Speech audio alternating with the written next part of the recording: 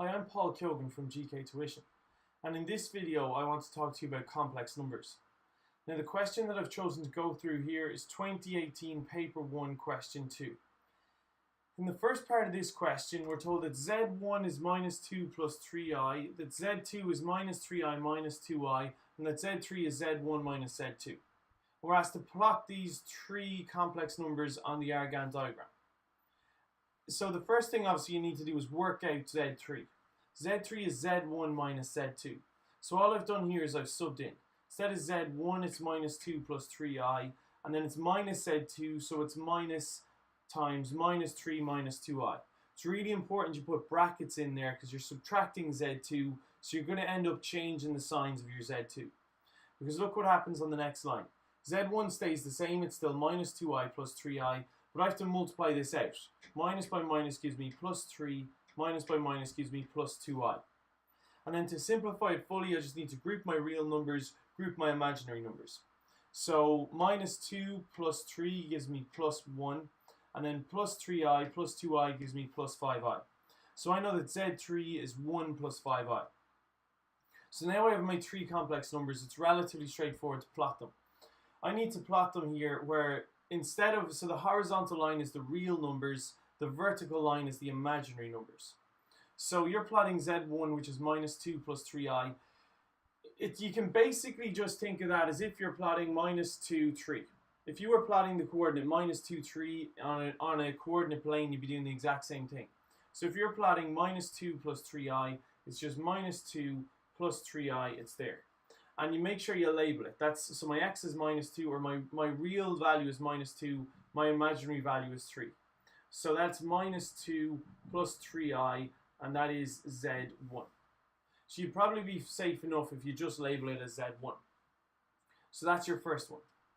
You also need to plot Z2, which is minus 3 minus 2i.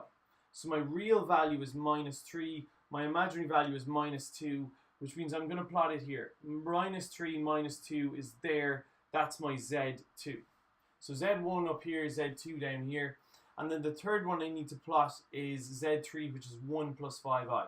So my real is 1, my imaginary is 5. That means it goes there. That's my Z3. Very common mistake among students there is that they just plot 3 dots and they don't label them.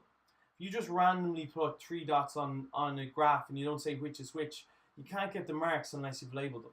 So my Z1, Z2, and Z3. Okay, so for question 2, part B, we're asked to investigate if the modulus of Z3 is equal to the modulus of Z2 plus the modulus of Z1. We know Z1, we know Z2, and we know Z3. So the first thing you should do, don't even worry about the question, just get your 3 moduluses first. Get your 3 moduli. So the formula to get a modulus, it's the square root of a squared plus b squared. So the modulus of Z1 will be the square root of a squared plus b squared, where a is the real number and b is the number in front of the I. So to get the modulus of Z1, it's the square root of minus 2 squared plus 3 squared. Make sure you put your minus 2 in brackets or you might get a sign error. So if I simplify that down, it works out as the modulus of Z1 is root 13. Now I need to get the modulus of Z2. Again, it's the same formula, it's the square root of a squared plus b squared. In this case, my a is minus 3, my b is minus 2. So it's the square root of minus 3 squared plus minus 2 squared, which simplifies down to root 13. The third one then, I have to get the modulus of Z3, which again, root a squared plus b squared, a is 1, b is 5. So it's the square root of 1 squared plus 5 squared, which works out as the square root of 26. So now we just have to investigate if the modulus of Z3 is equal to the modulus of Z1 plus the modulus of Z2. Okay, so you might be inclined to just think, right, 13 plus 13 gives me 26 straight away. But you have to be careful here. I'm asked to investigate if the modulus of Z3 equals the modulus of Z1 plus the modulus of Z2. In other words, is the square root of 26 equal to root 13 plus root 13? If they were just numbers, then sure, 13 and 13 is 26. But the same rules don't apply for surds. So your best bet there is to plug it into your calculator. Root 26 it becomes 5.099.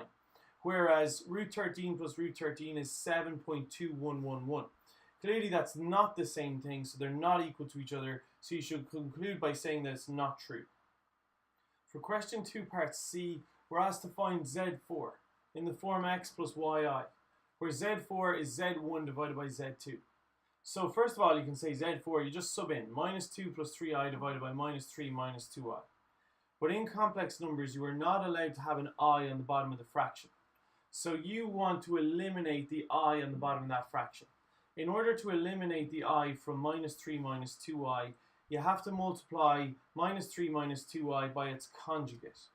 The conjugate of minus 3 minus 2i, that means you're just changing the sign of whatever's in front of the I. So rather than minus 3 minus 2i, you're going to multiply by minus 3 plus 2i. If I multiply that by that, the i's on the bottom will cancel each other out. But I can't just randomly multiply the bottom of the fraction by that.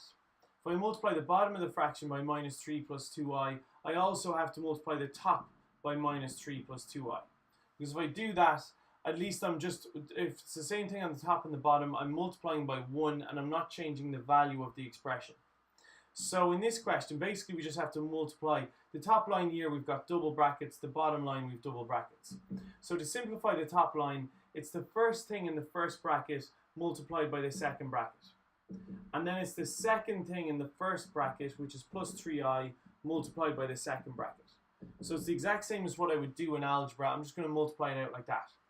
The bottom of the fraction, it's the first thing by the second bracket. So it's minus 3 times minus 3 plus 2i. And then it's the second thing, which is minus 2i by the second bracket, which is minus 3i plus 2.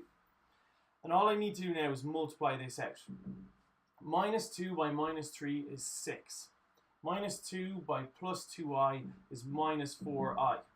Plus 3i by minus 3 is minus 9i, while plus 3i by plus 2i gives me plus 6i squared. And it's on the bottom, that's the important bit. Minus 3 by minus 3 is plus 9. Minus 3 by plus 2 is minus 6.